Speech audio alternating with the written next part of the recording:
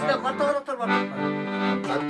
Nasihat, nasihat mağan kalman, nasihat sağan kalman. Allah'ım gerek babalardan, bütün nasihat oğlum talalardan.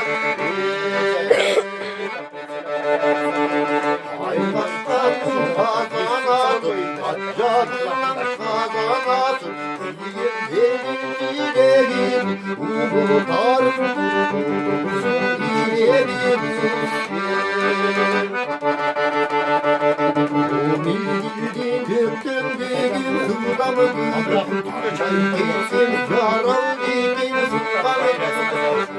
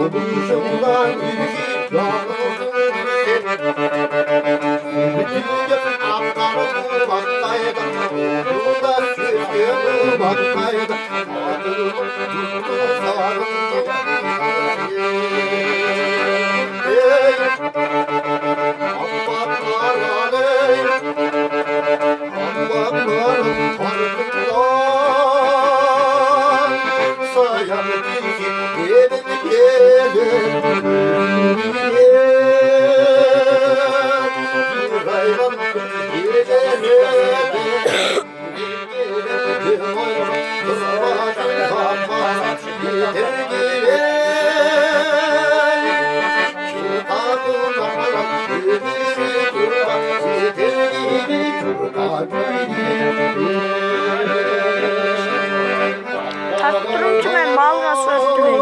Ya balga sözlüğüm. Ne?